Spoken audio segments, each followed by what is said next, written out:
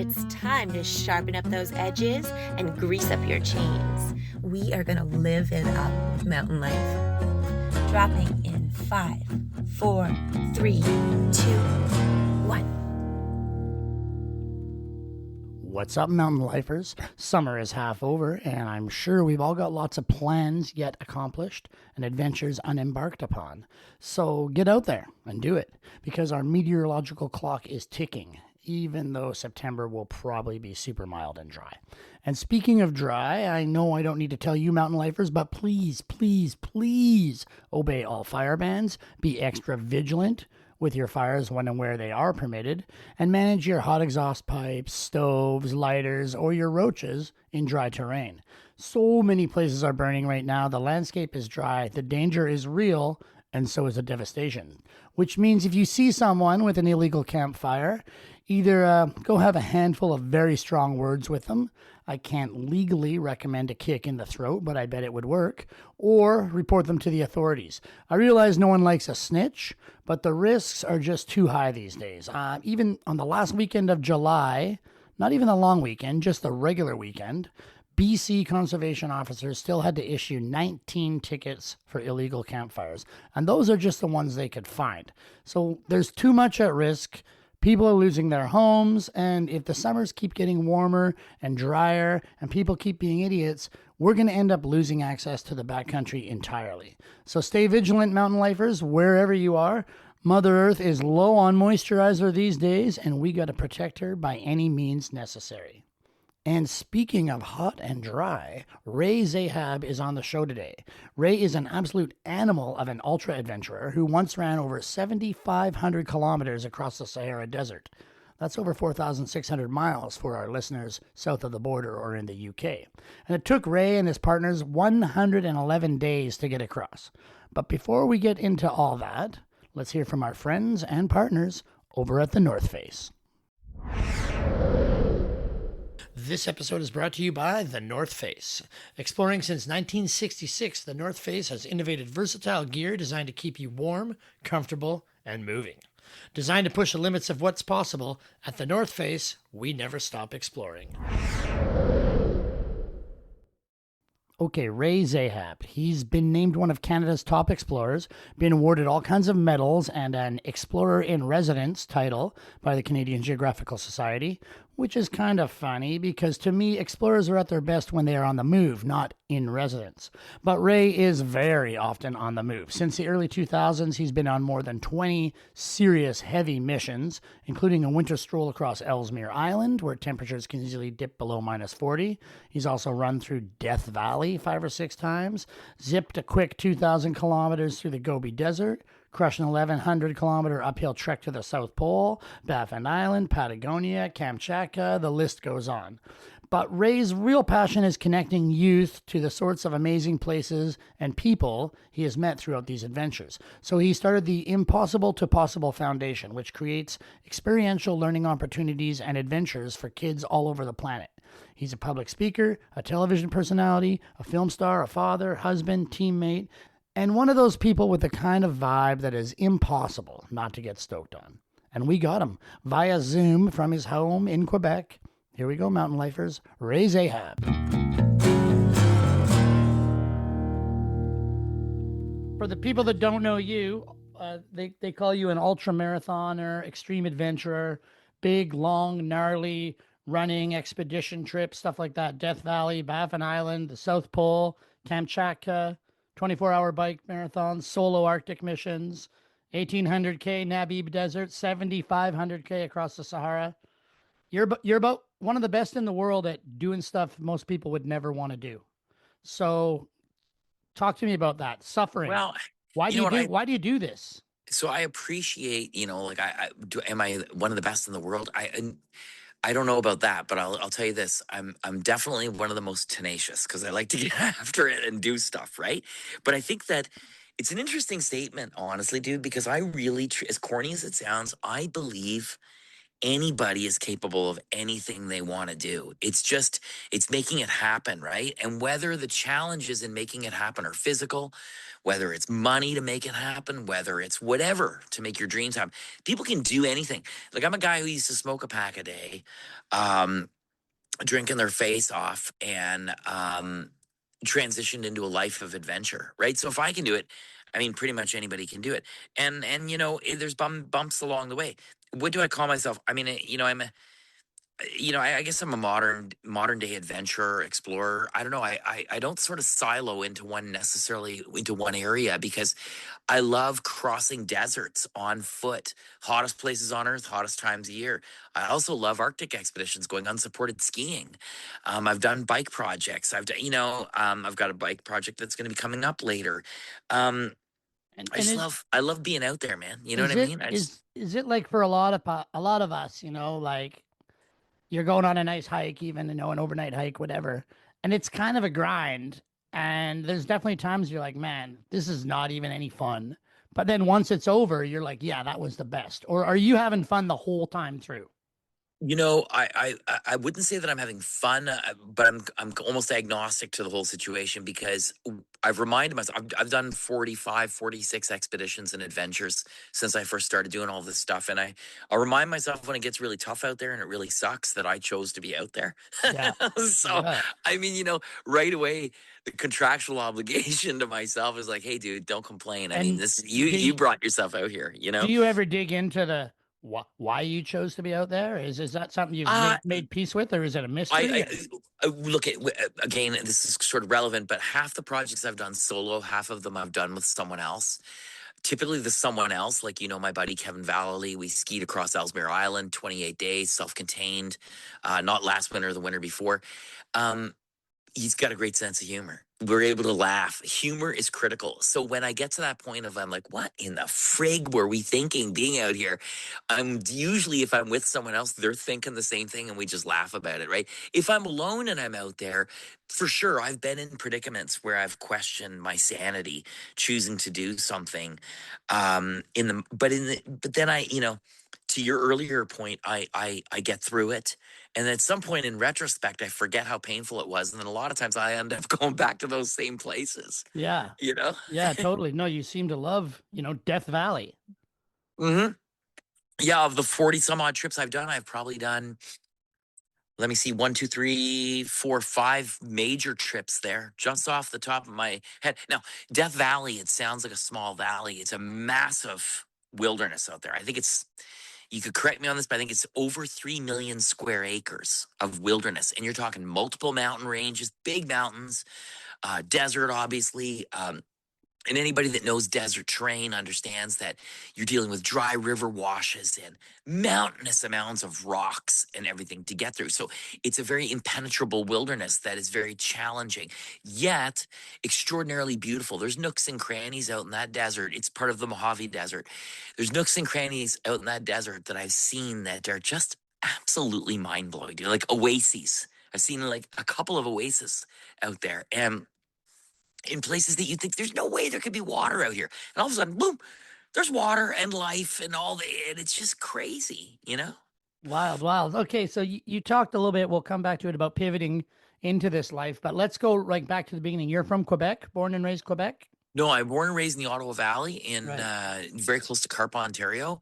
And then, through life, moved and lived in different places, even lived for a brief period in outside of Aubrey, Texas, training reining horses and cutting horses. That was another life.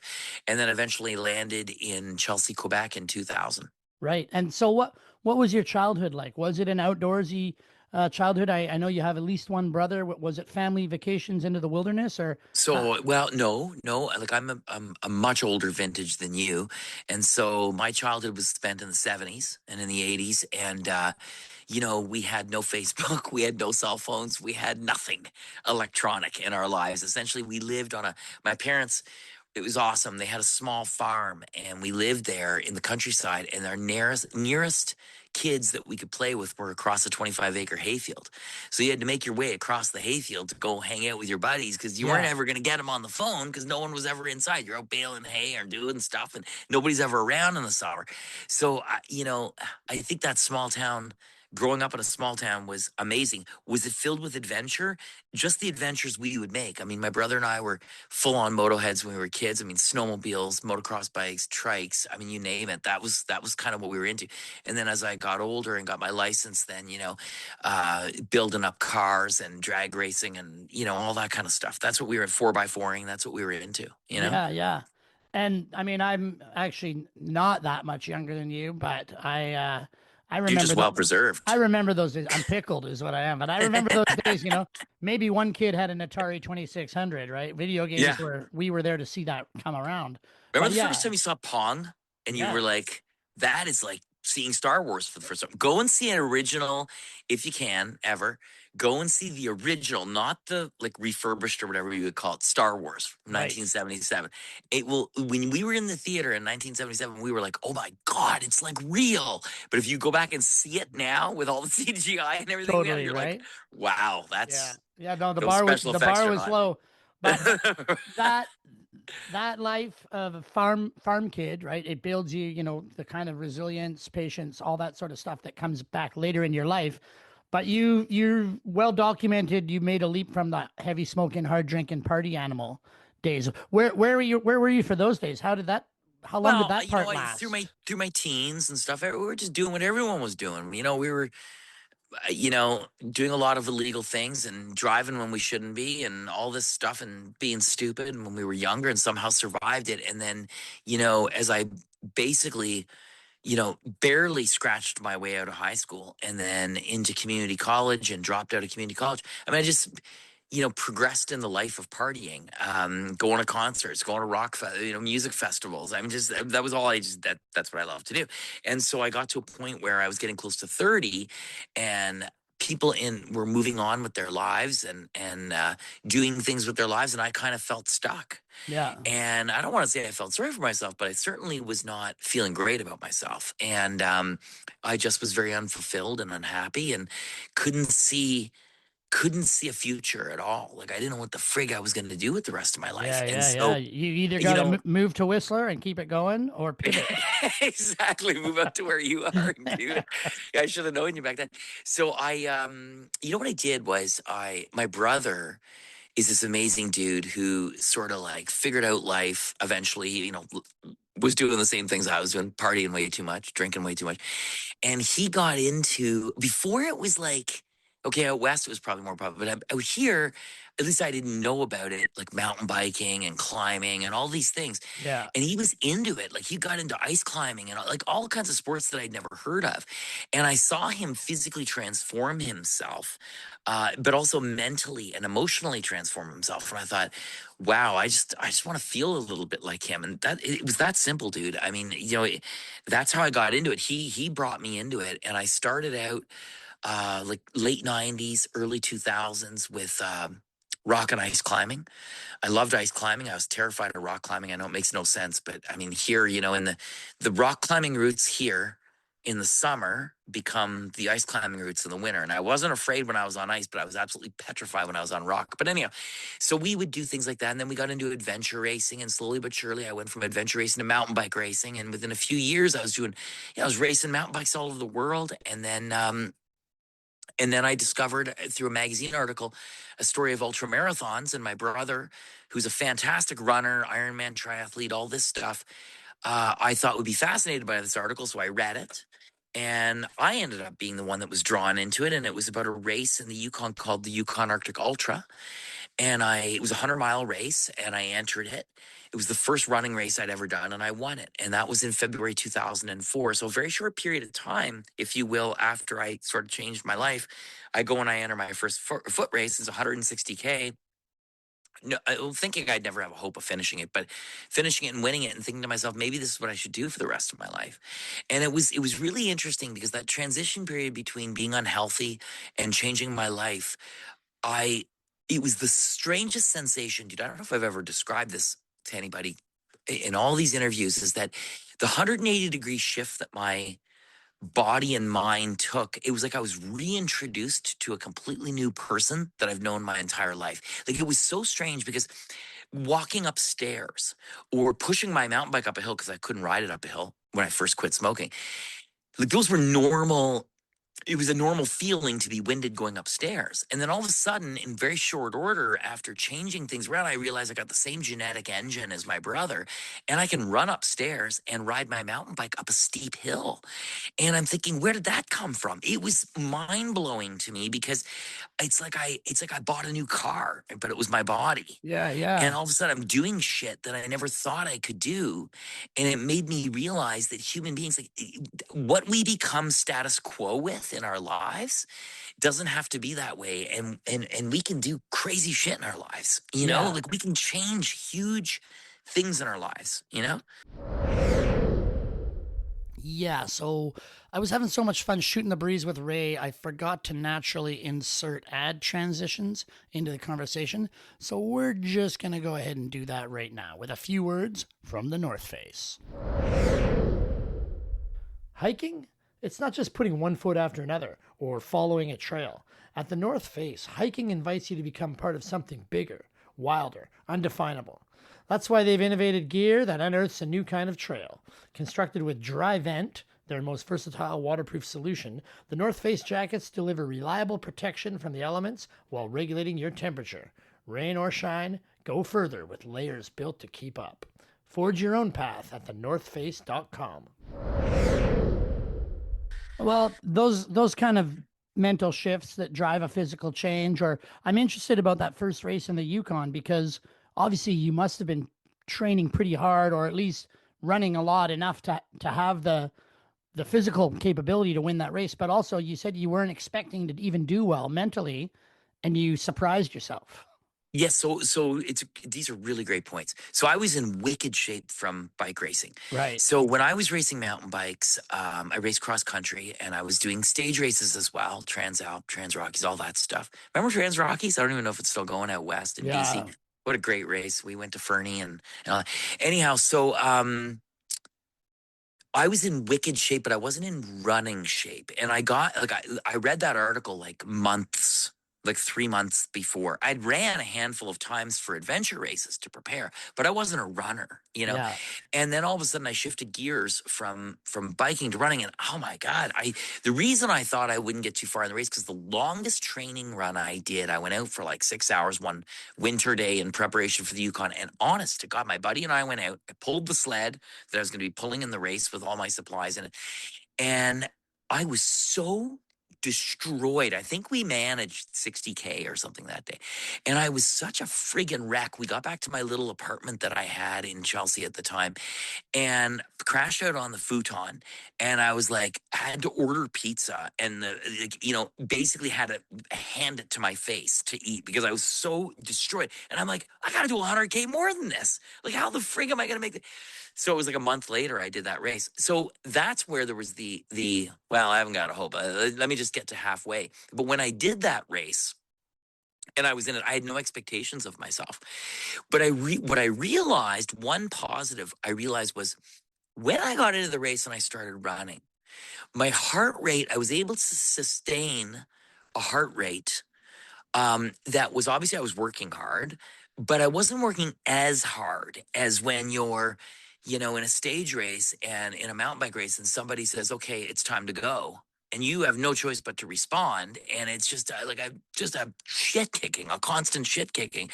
I was managing myself. It was up to me to control myself and my physical self in order to be able to finish. Anyhow, lo and behold, I crossed this finish line of this race. And throughout the night, a very small group of people in this race, maybe 40 people, 45 people, I can't remember, not many.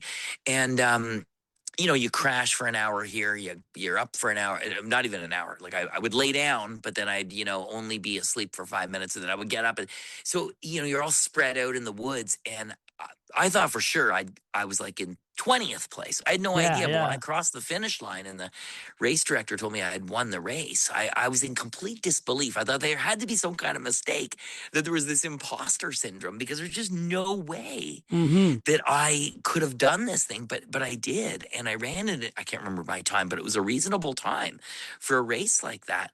And I would go on to do many ultra marathons after that, but not because I thought I would go and win an ultra marathon, because halfway through that race, when I almost gave up and quit, my legs felt like you beat them with hammers. I was exhausted. I felt kind of like I did that day when I did the long run, the longest run.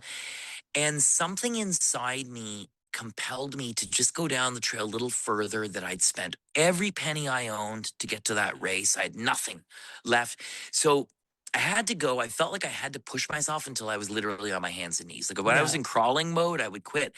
And I think that moment shifted something in me. It was like an epiphany, because when I cleared my head of all the other garbage, like I'm cold, I'm hungry, I'm scared of Bigfoot, I'm sore, all these things, when I cleared my head of all those things and took those extra few steps, something changed.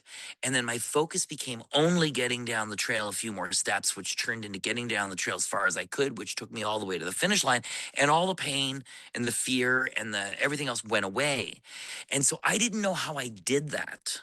I think Yeah, they had yeah. that mindset, but I thought, boy, I'd like to feel like that for the rest of my life. So maybe running is the teacher for me. And And that's how I got into ultra running, because I and wasn't, you did know, you eventually tap into understanding how you did that, why you felt that way? Do you still, not do really. I you ever just kept get doing. imposter syndrome even now or in subsequent You races? know what? I'm so old now. I don't even think about it. I just do what I do. And somebody asked me yesterday, it was a different podcast, and they were like, "What's the, is there a meaning or a purpose?" I said, I'd like to say I think about this right there, but I do what I love to do. Obviously, I support my charity, Impossible to Possible, that I'm wearing the T-shirt, but it's not really, I'm not that complicated. I'm actually a very simple person, and I just love what I do, right? And Well, so going and doing these things and challenging myself in these are places I've always wanted to be, or deserts that I've wanted to cross. I just love that idea of being out there, finding your way, navigating, meeting people potentially, seeing the world, yeah, yeah. and so running became for me a very efficient and uncomplicated and ungear heavy way of doing that. I mean, they say it's the simplest sport, right? All you need is feet and you can run. Yeah, And probably not even feet. There's probably people without feet that are running, right? a hundred percent. We'll come back to the charity. I wanted to stick with running a little bit. Yeah. What are your thoughts on headbands? Headbands, wristbands. Do you use those when you're running in a desert? No, I mean, I could see totally the place for them. I think that they, The are 70s? 70s. I mean, they're great. Tennis. I mean, like, listen, remember, if you're talking vintages, I mean, that was the thing. Remember those knee warmer things Yeah, yeah. Yeah. for the aerobics classes that Totally. people Those are used? awesome. Yeah, there you Uh, go. Right? so yeah, not a headband guy though. No, I don't. You know what? I just wear a hat. Hmm. I just wear a hat. Um, you have a couple books about running that you've written. Obviously, like you said, you're doing tons of podcasts. You've been in films.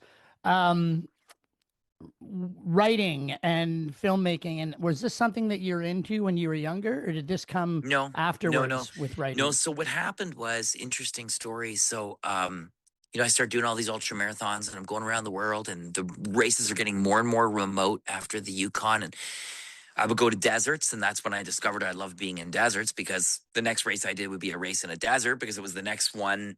Like I just didn't know in the Yukon, to button that one up, how I could feel so much better at the end than I was in the middle. And so how did I do that? And I want to feel like this every day. Okay, so I'll enter another ultra marathon. So the next ultra marathon I found was in a desert. So that, and then I get to the desert and I'm like, oh, this is pretty awesome. And it turns out I'm really good in the heat. Well, I like this a lot, because I actually feels good being I'm just really good in extreme heat. So, one of these trips I was on, it got a little bit of attention, one of these races, and I did a couple of news interviews and stuff like that. And I thought, oh, this is kind of a neat way to tell stories. So an adventure that I'm on, let's say in Libya, it's a race, is piquing the interest of people. So now people are going to learn about that country and the people through doing this adventure. Well, that's an interesting thing. I wonder if something could be done with that. And then I kind of forgot about it. And then I met a couple of buddies, and through racing, and we had this idea of running across the entire Sahara Desert, 7,500 kilometers. And one of the guys pitched it to somebody else, who said, hey, I know someone who might want to make a documentary film out of it. And this guy, he's an Academy Award-winning director, James Mall, amazing guy, still friends with him to this day. We still chat. And he also won a Grammy Award for the Foo Fighters film, which is really Ah, cool. And so he said, I'll make that film, that documentary. And he took it to Matt Damon. And Matt Damon was like, yeah, I'll make that film if they work in the whole story of the water crisis in North Africa. And of course, we were like, yeah, of course, like that'd be amazing. So so this documentary film gets made. And it was this insane big budget documentary film. First time I'd ever seen cameras like that. And very quickly, over the course of the 111 days, I realized from the prior news interviews to this, the potency of storytelling through any medium. In those days, print was much bigger. I remember our expedition was in National Geographic. Whether you're in print or in those days online, not necessarily social media, but yeah, this is online. 2007. The film came out, Yeah, running the Sahara. running the Sahara. And through all of these various mediums, you could really share and educate some really great stories. And that's how that came along. Now, with the advent of technology, fast forward all these years later, 45 expeditions later, and, I'm able to take a GoPro Mission 1 or my iPhone 17 Pro and whatever and shoot incredible footage that would only be, um, that would only be possible with more robust camera systems in the past, right? Yeah, So, and that dovetails into what we do with Impossible to Possible. The amount of interest I was getting from schools on any one of my expeditions, South Pole, Sahara, anything, the interest from schools was so huge. I thought to myself eventually, and with my wife and my best friend Bob, who lives in a little town called Whittier outside of Los Angeles, was that we could take this whole idea of storytelling through adventure and learning through adventure. But instead of me necessarily being the one out there who's sharing the content via satellite, is we would bring young people on expeditions and they would do their own expeditions and then share with students their same age all over the world. And yeah, yeah. henceforth, that's how it all started, right? That started the Impossible to Possible Foundation, Yes. right? And Yeah. when was that? 2007 or 2007 conceptualized, 2008 kind of like we officially got things going. Yeah, We've been doing youth expeditions since 2009, so I don't know how many youth expeditions we've done. Even during the pandemic, there was a little lull in the pandemic and we got a mini one done in the Laurentian Mountains in Quebec. So we just keep on trucking and we move lean. We're all volunteers, nobody gets paid. Everything is funded for these kids and volunteers, so doesn't cost anyone anything. yeah, We're supported by the sponsors that support me, so it's worked out really well. Yeah, yeah. And of course, it shows the kids, a new way to learn, a new way to live. yeah. What Because it? if you think like, if I can, an example would be we took a group of youth to Utah, and they ran through the desert there, learning about the rise of the dinosaurs. That was the subject of the expedition. And as they ran, like 20 to 30K a day through the desert, our education team would move ahead to a dinosaur dig site that was happening with paleontologists, and our kids would run across the desert to that dinosaur dig site and then learn and film from the paleontologists that were there digging up these bones, and they would film dinosaur footprints. And so you got kids in classrooms all over the world who are following these kids on this epic adventure, but also learning about dinosaurs through the adventure, right? So, and Yeah, we've done biodiversity in the Amazon, we've done water crisis or water situation in Tunisia, we've done all over the world. We've done youth expeditions. amazing. So, you've got two daughters, I believe. Yep. Um, Products of the Canadian education system. What are your thoughts on, the way we grew up? Get up early, go to school, sit in a chair, run around at lunch, get yelled at for fidgeting too much or talking to your neighbor, and then, depending on how far north you live, come home in the dark. Um, Obviously, the way you're showing how kids can learn is the exact opposite of that. Why do you think the education system hasn't leaned more your direction and less the way we grew up? Wow, that's a question for experts, but in my opinion, I think more time spent in a tactile way is great. I mean, teachers got their hands full these days, right? Like it's just they're so overwhelmed Yeah. with everything that needs to get done. We've even found as an organization that it's more difficult to tap in directly to classrooms because teachers are like, I'd love to do it, I just don't have time. And the reality is that technology, although it's a double-edged sword. I mean, social media, there's pluses and negatives. I mean, the negative is that kids are being consumed by their devices 6 hours a day instead of running around outside, right? Yeah. Kicking a can in the road or something. But the plus side is they got friends in Bangkok, they got friends in Adelaide, they got friends in Los Angeles, they got friends all over the world that they can communicate with and see the world through their devices. So, we're in a time that I still don't think has been navigated completely, Yeah, yeah, and yeah. so, determining what the outcome of that, I have no idea or what the solution is either. But I do know that I think access to outdoors is a critically important thing, whether you live in downtown Toronto or Vancouver, or you live in Kelowna or wherever else, like that you can get access to mountains right out your doorstep. I mean, kids just need access to sort of, green spaces and parks, and I think there needs to be more of an emphasis on that. Yeah, I mean it's interesting. We were talking about it with my buddy, but I also think, it's boredom is a great thing for a kid to be, right? And they're losing that because when you're bored, you go do something. But Yes. when you got a phone in your hand, you don't No, ever totally. get bored. Um, what your children are grown now, or Yeah, 18 and 15, and right? they're both like, so it's an interesting thing because you brought up, like, my kids though are, you know my wife and I, we work hard, but our goal is to give them the opportunity to do whatever sports it is, like they want to do. If they want to pursue something, and by virtue of living in the place that we did, we couldn't afford to live here now. You know how it is in BC. If you live in Whistler and you bought a house in Whistler 15 years, well, Whistler's always been crazy, but you bought a house in Whistler 15 years ago. Now try and buy the same house. Yeah, If, yeah, if you're not getting in. And so in our community too, I mean, prices have risen dramatically. It's very much an outdoor town. Out here, it's kind of like it's like one of those little towns out there, almost like Squamish used to be, like it's smaller here, but it's outdoorsy, super outdoorsy, and some of the best Nordic skiing in the world. And we got here when we could afford to get in. And so while we're here in this town, surrounded by rivers and streams, my kids have, from a little age when they were young, all the kids here are on cross country skis at 3 years of age. So that's kind of what they do. And they've grown up in sports. And so both of my daughters are avid athletes. My older one is a sprint kayaker, an elite sprint kayaker. She just was at Canada Games. Very proudly, she medaled at Canada Games. I was super stoked for her. Not Canada Games, sorry, Canada Cup. And my youngest one does biathlon, Nordic ski, flag football, track and field. I mean, you name it, canoe, sprint canoe. She does it yeah. all.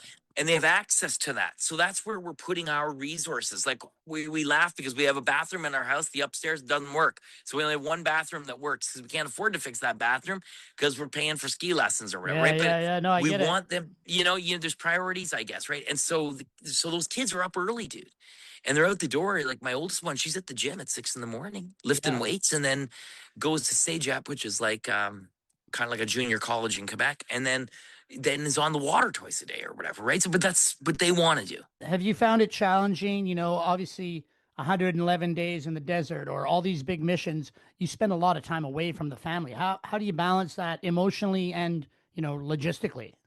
Well, it's the most difficult thing by far in my job is being away from home, 100%. Now that the kids are older, um, and trips. I mean, that 111 days was the longest. I mean, Right. when Kevin and I were up on Ellesmere, I think we were gone for 40 days, and it's super difficult, but not as difficult as it was when we went to the South Pole and I had a baby. So, Yeah. now the girls, they got, they get lives of their own and they're doing their own thing. So the cat, my wife, Kathy's more than happy to get me out of the house for a month. I mean, so it's things balance out in life, right? In a certain way. And so, but yes, still the most difficult thing is to be away. So when I'm home, I'm 100% all in. Like I volunteer with the ski club, with the Nordic Ski Club, with the canoe kayak Spring Canoe Kayak Club.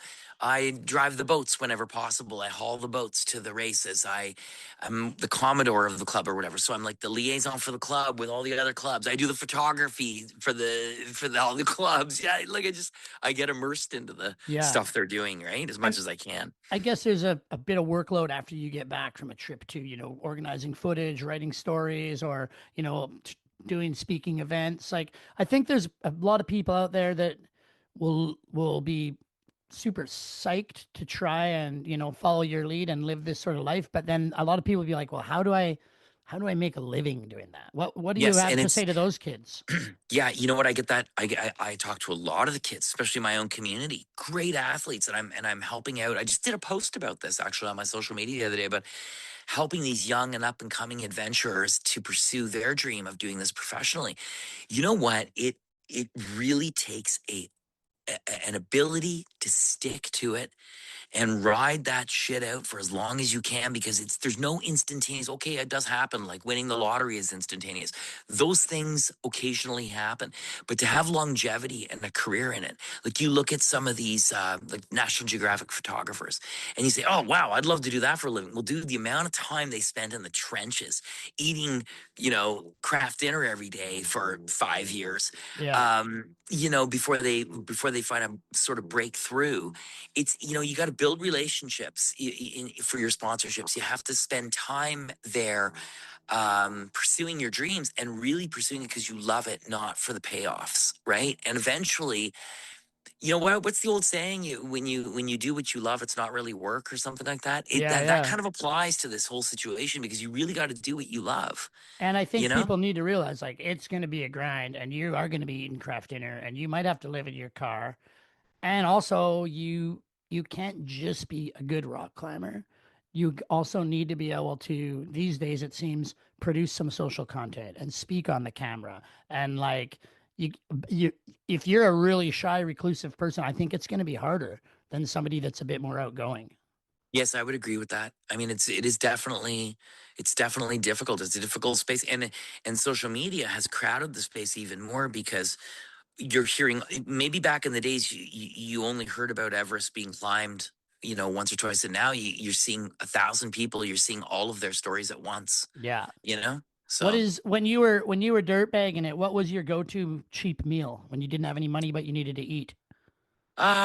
probably craft dinner. I mean, who doesn't Yeah. like craft dinner, and cutting up hot dogs and putting it Yeah, into yeah. the craft dinner? There you go. I mean, All the food groups right there with some it's ketchup, right? exactly. Um, I want to talk about these environments. You say obviously you're a desert person, but you've been to the extreme colds of up Mhm. north, South Pole. When you're going to the South Pole, like, is that a leave no trace kind of thing? Are you bagging and tagging your Yeah, poo and everything. You're everything? bagging and tagging everything. I would say though, like, it's an interesting thing about the South Pole that, you see South Pole expeditions and all that, and for sure it's difficult. I mean, it's a long trek or ski to the South Pole, like 1,000 k or something. Yeah, But when you're on Antarctica, it's sunny all the time, so the sun is swirling around in the sky, right? And at the time when we did it, that was the coldest thing I'd done. I was like, oh my god, it's cold. But the tent was like a greenhouse. right. Then the following year, after going to the South Pole, Kevin and I decided that Valerie and I were decided that we were going to go to Lake Baikal in Siberia in the middle of winter. We're like, we went to the South Pole. This will be easy. And it was a 650 kilometer, trek along, and our goal was like 50K a day, right? And we Yeah, got it done in 13 days, and unsupported the whole 9 years. Well, dude, I cannot believe it was dark all the time. It felt like sideways wind, minus 45, damp and humid, the exact opposite of everything on Antarctica. I thought, okay, well, now this is really cold. And every Arctic expedition or Kamchatka, Siberia, anything I've ever done since then in those Arctic environments is so unbelievably cold yeah. and different and challenging that really, with culminating, if you will, with the Ellesmere expedition of winter 25 that Kevin and I did. Honestly, that expedition on Ellesmere, Kevin and I were in the tent one night and we were saying to each other and both thinking it at the same time, our same two selves 10 years ago could not have succeeded on that expedition. It took all those years of experience to be ready for how difficult Ellesmere was going to be, you know? And I think anyone that's listening that wants to see some photos and know about that expedition, you guys did put together the piece for Mountain Life, and it's Yeah. called Where the Wolves Found Us, and it's on the mountainlifemedia.ca website. So, um, I you've been to 70 countries. Is there one place that surprised you more than you expected, or one place that you really want to go back to that you haven't quite made it there yet, or? Well, I mean, I have a lot of friends in Nunavut, and so going up to, for example, Baffin Island in Nunavut, I've been there many times. I've done 11 crossings of Baffin Island. Um, I love the Mojave Desert. Those are places that I've frequented. Chile, the Atacama Desert, I've probably been there 30 times. No Wow. kidding. And I love going to Chile and being in Chile. The world is an amazing place. I would say this. Everywhere I've been, where I've been, like, when, for example, Libya is a great example. Oh, you got to be careful, and what you see in the media. Oh boy, well, I'll tell you what, the Libyan people were some of the nicest people I've ever met in my life. So, it's just these countries. A lot of countries are ran by crazy people, right? So, Yeah. people around the world, in most part, are very friendly and just laugh at the same jokes we laugh at and just want the same things that we want in life, better lives for their families, food, shelter, all the rest of the stuff, right? Yeah, yeah. I mean, I feel So like going the more going you back, see, sorry the about that, but happier going you'll back be. to, sorry, I didn't mean to interrupt you, but going back to places, I would say visit Chile. Like, people will love Chile, visit Canada's amazing. Every province and territory had something awesome. So Yeah. When you talk about, people all over the world, and I also agree, like if you actually meet real people anywhere, they're actually people that are likely going to be kind. It seems to be the people running every country, which maybe aren't the best people in the country, but what exposure do you have when you're visiting these people to their culture, to their belief systems? When you talk about Kamchatka, did you hang out with the reindeer herders and their shaman and stuff like that, or are you guys moving so quickly that you don't really get to dive that deeply into their belief systems? whenever possible, like when I went to Mongolia, I ran over 2,000 kilometers across Mongolia, and I was solo. Long time between resupplies. Sometimes it was like I do like 70K in a day, and I'd be on my own out there in the desert, and I would rejoin the team at camp. You would meet people out there, and just, it was amazing. Like, not speaking English, and obviously me not speaking Mongolian, or many Mongolians speak Russian, but not speaking either language, but being able to communicate, right? Just Yeah. with being able to communicate. It's with basic drawings on the ground and the sand, and I love meeting people, and whenever possible, spending time in different cultures, and have done that throughout these whatever 20 years it's been. But yeah, in Kamchatka in particular, no, like, that was a different scenario, because where we were getting dropped was so remote and was so difficult to get there. It's a whole story of how we got there. And then where we got picked up, like, it didn't work out for us. Although my buddy John Golden is a photographer who was on Kamchatka while we were there. And he was like gathering sort of B-roll and footage. He was out with everybody. He met everybody. He was hanging out with, got all kinds. It was just amazing. So he got to enjoy all that there. Yeah, when Ray gets on a roll, it's really hard to break for an ad, but we are contractually obligated to do just that. So let's do it. Here's some words from the North Face. At the North Face, it's never just a hike. It's your chance to unearth a new kind of trail, wide open and yours to define. That's why they've engineered gear to keep you comfortable and confident with every step. Built with Dry Vent, their waterproof, windproof, breathable technology, the North Face hike jackets keep you out there longer. And stowable options allow you to adapt to every forecast, from sun-soaked days to unexpected downpours. What will you find out there? Redefine your trail at thenorthface.com. I will pivot a little bit. I didn't know this about you, but reading on the internet, they're, speaking of overcoming challenges, but you had a bout with some sort of cancer? Yeah, I had blood cancer. I started feeling really weird. I was training for something. When was that? That was 20. I was feeling weird in 2021. Wasn't until 2022 when Literally, dude, I was napping like 5 times a day. I was forgetful, constant wool in my head. Like it was a horrible feeling. And my wife finally was like done with it. She's like, dude, you got to go to the doctor. And we all hate going to the doctor. So I went to the doctor and they started doing blood work and they were like, hey, yeah, there's something wrong. And one thing leads to another. I get to a hematologist and they were like, hey, you should have been here months ago. Yeah, yeah. So I have There's a lesson right there for yeah. everyone. Yeah, Like well, exactly. we come Exactly. from a Don't wait. we come from a suck it up Yeah, exactly. culture, our age especially. But yeah, go to the doctor when you feel like something's wrong. That's what we pay our taxes for. Exactly. Like get there and get it done. So anyhow, I have a super rare form of lymphoma.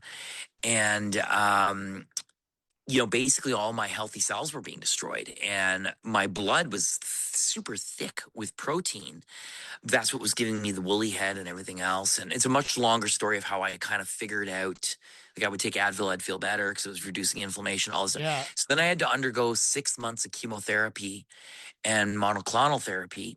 But I was very fortunate because my oncologist is a young guy, mountain biker, races mountain bikes, gets what I do for a living. And he would always kind of be like, dude, there's nothing wrong with you. Get out there, And I would go through this chemo and monoclonal therapy, that immunotherapy, dude. I was so allergic to the stuff. I get so sick. And I'd come home after a couple of days of that, and the clock would start 25 days till my next sessions. Yeah. And I'd be like laying on the couch. I'd be a bag of shit for 2, 3 days. And then my wife would be like, okay, time to get moving. And I'd get moving. And then I would commit myself to getting in the best shape I could that month. And I would go somewhere in the world and Yeah. do something.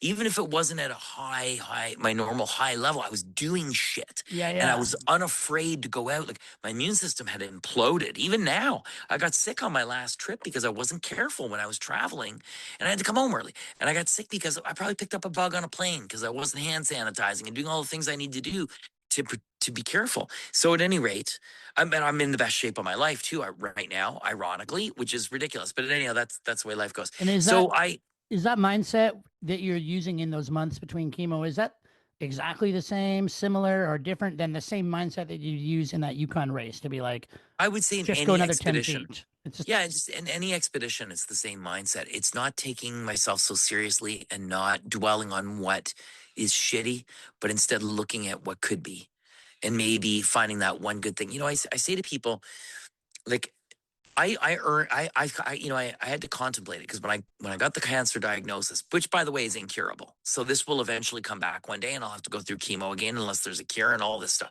I don't even think about it, dude. It doesn't yeah. enter my head even for a minute. I'm not concerned about it.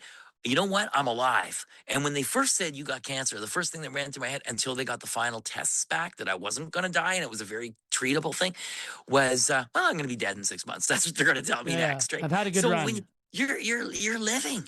I mean, what the frig, right? So if I make a great espresso or it's sunny out or the littlest things in my day that are awesome, I make sure are an emphasis for me because being unhappy is like a warm sleeping bag in the Arctic. Once you get in, it's really friggin' hard to get out of that sleeping bag.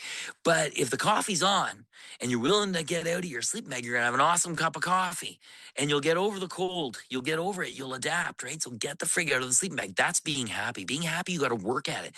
But once you arrive there, as corny as it sounds, once you arrive there, it's like a perpetual motion machine. You get used to being happy and used to being stoked. And so for me, it didn't require that much effort or thought during the cancer process over the course of the 6 months. I was like, well, frig it. I mean, this is the cards I'm dealt. What am I going to do? Sit around? I'm not Yeah. sitting around, and I'm not the only one. I've talked to other people that have gone through chemo and they have the same mindset. So I think it's something that's in us if we look for it. Speaking of sitting around, I am interested. What do you do to unwind? Like, if you're going on a family vacation, is it like a cabin on a lake? Is it a Mexican resort? Or is it like an adventure with the family? Well, my kids, now they're so busy with their own lives. We rarely get away together. But yeah, we would do epics with them. We would go on Right. these epic trips. Yeah, Like yeah. we've been up in the mountains between the border of Bolivia and Chile. We've been, we've been all over with them. Yeah, yeah. Okay, well, we'll do some quick hits. What was Yep. your first job as a kid? Cleaning horse shit out of stalls, like Right. cleaning stalls. Yeah. And what was your worst job ever? Worst job ever? Uh, I don't really think I had one. I mean, I just kind of like everything. Just you just kind of do it because you have to do it at the time, and at the time it gives you money, and which enables you to do the things you like to do. Was there a book or a movie as a kid that really stuck with you that, was your favorite? One of my favorite books is The Secret Life of Trees, I think it's called. So it's something like that. It's been translated into 50 million languages. Awesome. Movies? Yeah, like I mean, there's tons from my childhood. Indiana Jones, obviously. Close Encounters. I'll never forget when I saw that the first time. I had to see it again and again. I just thought it was such a great movie. And we talked about Star Wars. Who doesn't Yeah. love Star Wars? Yeah, Yeah. Wow. These days, it seems like not that many people love the new stuff. But yeah. um, what about music? You say, you were going to music festivals, rocking and rolling. When you're on these expeditions and these solo missions, are you a headphone guy? Are you listening to music while you I am run? sometimes. I love all music. It doesn't matter. Like when I went to the South Pole for 30 days, I lit because we couldn't talk to each other because it was so windy. We'd have our hoods up. Yeah. I had my earbuds in and I was listening to classical music the whole way to the South Pole. I listened to classical music. When we ran across the Sahara Desert, I remember we had 3 iPods that we would trade off, all kinds of music, everything ranging from hip hop, 70s rock, if you will, like outlaw country, like Waylon Jennings, Chris Christopherson, Jesse Coulter, all that stuff. But the one album that I latched onto and loved was Alison Krauss and Union Station Live. I think it's one of the best albums ever produced. And so, I listen to that. Other times I've been on expeditions, I've listened to Paul Simon's Graceland, like end to end Yeah. to end to end. You name it. Like I just have a very wide musical taste. Yeah. Yeah. A cool musical story though. Like when running the Sahara, when they were making it, they had people that were going to contribute music. And when I was a kid, a young adult, I remember when 10 came out, Pearl Jam 10 came out, and we wore out the CD. I mean, Sure. I remember wearing out the CD. We just listened to it. It was constantly playing, until it got stuck in your CD player, right? You had to pry it out. And fast forward, Mike McCready wrote music for Running the Sahara, and we're at the screening of Running the Sahara at the Toronto Film Festival. I'm sitting with my wife, and in the row right in front, was like sitting right in front of me was Eddie Vedder, Sick. and like the rest of it was crazy. Anyhow, so I, love music and listen to music. Yeah, Um, what's your comfort food? If you could, I'm gonna eat exactly what I feel like, what I love. What do you go for? salmon. I could eat like we have this game that I play with my kids or and their friends, and it's like, okay, so you're stuck on a deserted island for the rest of your life. You can only eat one thing 3 times a day. You can make it different ways, but it can only be one thing, nothing else. And for Yeah. me, for sure, it's salmon. I just love. I could live on salmon. I could eat it if my wife would let me. I'd eat it like 3 times a day, dude. I love it. Awesome. Okay, ninja or Viking or samurai? Who's your favorite historical badass? Favorite historical besides Terry Fox, I would Yeah. say probably either Chuck Yeager or Neil Armstrong. Okay. And if it was just a group of people like ninja, Viking, or Oh, Ninja. samurai? Okay, if it was so specifically of those three. Well, no, any of them. It could Oh, be, Apache warrior. It could be anything, but just like that sort of, what were you drawn to as a kid or now? Or you know what? I thought Knights were pretty cool. yeah, knights were pretty cool. Templars. Yeah. Templars. I mean, the whole shit that they did. Those, Sword Excalibur. Remember the movie Excalibur when we were kids? Well, then Monty Python took that and ran with it Yeah, as that well. was the Holy Grail. Yeah, exactly. um, who do you think would win in a fight, a taco or a grilled cheese sandwich? Probably grilled cheese sandwich because it would shatter the taco. Yeah, I know. A soft taco would be a little bit more closely matched. Yes. What annoys you the most these days, if anything? I think what annoys me the most would be, boy, that's a really good question. I think what annoys me the most is the constant influx of misinformation and that people are willing to believe that misinformation. Yeah, You know? it's hard to know what's real if you're on the Yeah. internet. Yeah. I'm grateful. I'm almost at that age where with the AI and all that, I can really start saying, "Oh, I'm too old for that shit," right? And Yeah, then exactly. and just kind of Exactly. ignore it and then go like program my VCR or do something that my parents couldn't do. Exactly. Exactly. What are you most stoked on these days? Oh, the next generation. I mean, young people these days, like what kids are doing, the kids that I see, and I observe what they're doing at 18 and 19 when I was like constantly shit faced and everything else. I mean, Yeah. it's just amazing what kids are able to accomplish nowadays. Yeah. And I that's the double-edged sword of Yes, the it's a double edged sword. technology, right? Yeah. Because we always say in the magazine, like, if you can see it, you can be it, right? Yeah. And now kids can see anything. Yes. So that's one great thing that's happened in Yes. that. Uh, 100%. any regrets over the years? Big regrets. Well, you could always, um, you know, you can always improve on things that you've done, right? I mean, do I regret, for example, like, we were talking about the cancer. I should have listened to my body like 2 years before, but I didn't. Yeah, yeah. Now do I regret it? No, because it brings you to where you are now, right? So I mean, you Mm-hmm. just kind of got to roll, right? Yeah, yeah. What's the best piece of advice you've ever been given, and who gave it? Best piece of advice I've ever been given. I think it came from a friend who, when I got diagnosed with the cancer, and well, there's two pieces of advice, but this guy, I got to keep him anonymous. But he said to me, write your own story. Have you said anything about your cancer? And I said, no. And he goes, dude, you got to write your own story. In other words, like, you know, you have to come to terms with where you are, the situation you're in your life, and then going forward with that, you determine the next steps as to how things are going. So you either give in or you don't give in, right? And I thought that was a really interesting advice, because it would seem like it would be something that would be natural, but in fact, it's not. The other bit of advice I got from someone many, many years ago, I was having a conversation with them over dinner, and they were a successful business person. I said, I just randomly threw it out there. Tell me something about life that's interesting, or like give me some tidbit of knowledge or something. And they said, well, I've always viewed my life as getting on to a highway on ramp. So you're accelerating as you get on the on ramp, and you for sure glance into your rearview mirror to see who's coming up behind you, but you're focused in your immediate situation and where you are with an eye to where you're going down the road. And I thought it's so wise, because we spend so much time worrying about where we've been or what we're not going to accomplish in the future, instead of paying attention to the day that we're in, you know? Yeah, yeah.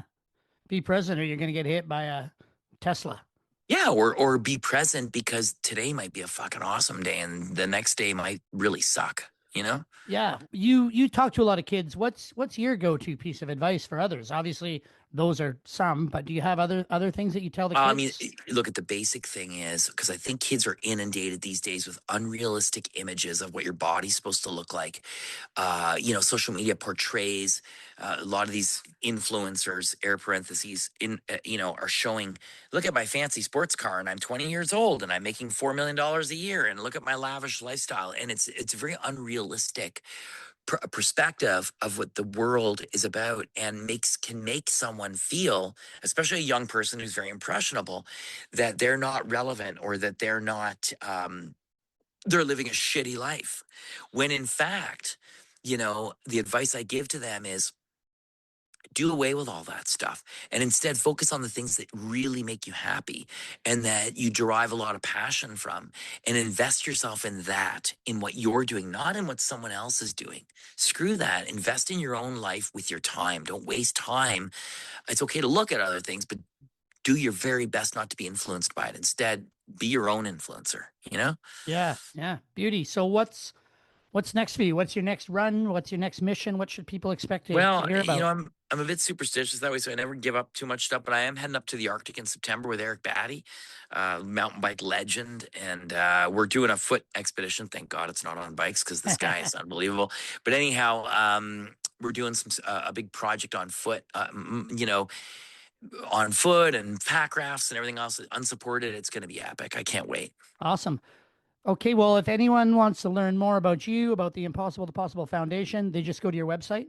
Yeah, go to my website, rayzahab.com, or my Instagram. I post a lot of stuff on there. And as a matter of fact, a lot of the stuff we talked about today, trips, I just recently did a self-contained crossing of the Atacama Desert in Chile in the middle of summer. That was like this past February, March. So some great videos. The Ellesmere expedition, there's videos of wolves on my Instagram. So there's a lot of cool stuff on there. It's just easier for me to direct people there, and you can see a lot of stuff, you know? Sounds awesome.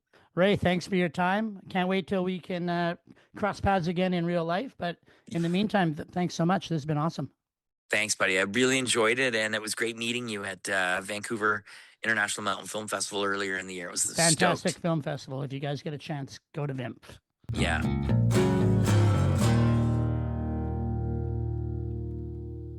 Okay, fantastic. Thank you, Ray.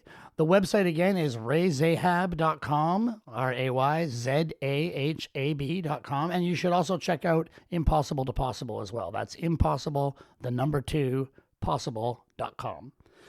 Beyond that, we have a great pair of Ray stories on mountainlifemedia.ca, so search for him there. You can also stock up on some great Mountain Life swag at the shop, and that means you might be able to look your best for, and I can't believe I'm saying this, back to school. Yeesh.